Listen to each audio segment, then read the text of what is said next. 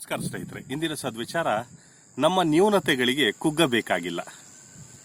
ಒಂದು ಹೆಣ್ಮಗಳು ಊರಿನ ಸಾಹುಕಾರನ ಮನೆ ಕೆಲಸಕ್ಕೆ ಹೋಗ್ತಾ ಇರ್ತಾಳೆ. ಅವಳ ಕೆಲಸ ಏನು ಅಂತ ಹೇಳಿದ್ರೆ ಪಕ್ಕದಲ್ಲಿರ್ತಕ್ಕಂತಹ ಕೊಳದಿಂದ ನೀರನ್ನು ತೆಗೆದುಕೊಂಡು ಬಂದು ಮನೆಗೆ ಹಾಕುವಂಥದ್ದು.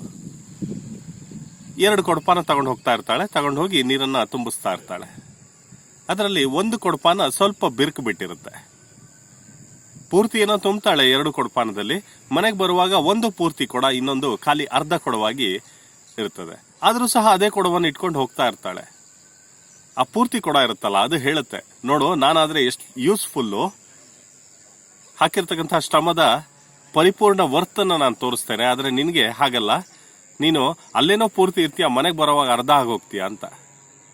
ಇದರ ನ್ಯೂನತೆಯನ್ನು ಕಂಡು ಇದಕ್ಕೆ ಬೇಜಾರಾಗ್ತದೆ ಅರ್ಧ ತುಂಬುವ ಕೊಡಕ್ಕೆ. ಅದನ್ನು ನೋಡಿದ ಹುಡುಗಿ ಹೇಳ್ತಾಳೆ, ನೀನು ಯೋಚನೆ ಮಾಡಬೇಡ, ಬಾ ನನ್ನ ಜೊತೆ, ನೀನು ಕೊಡವನ್ನ ತುಂಬಿಸ್ಕೊಂಡು ಹಾಗೆ ಮನೆಗೆ ಬರುವ ದಾರಿಯನ್ನೆಲ್ಲ ನೋಡು ಅಂತ ಹೇಳಿ.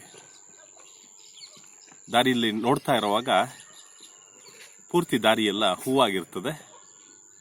ಆ ಹೂವನ್ನ ನೋಡಿ ಅರ್ಧ ತುಂಬಿದ ಕೂಡ ಖುಷಿ ಆಗ್ತದೆ. ಓಹೋ, ನನ್ನ ನ್ಯೂನತೆ ಇದ್ರೂ ಸಹ ನಾನು ಈ ರೀತಿ ಸಮಾಜಕ್ಕೆ ಉಪಯೋಗವಾಗಿದ್ದೇನೆ ಅಂತ ಹೇಳಿ. ಅಲ್ವಾ ಸ್ನೇಹಿತರೆ? ನಮ್ಮಲ್ಲಿ ಯಾವುದೇ ರೀತಿ ನ್ಯೂನತೆ ಇರ್ಬೋದು, ಅದಕ್ಕೆ ಕೊರಗಬೇಕಾಗಿಲ್ಲ. ಅದಕ್ಕೂ ದೇವರು ಏನೋ ಒಂದು ಕಾರಣ ಇಟ್ಟಿರ್ತಾನೆ. ನಾಳೆ ಭೇಟಿಯಾಗೋಣ.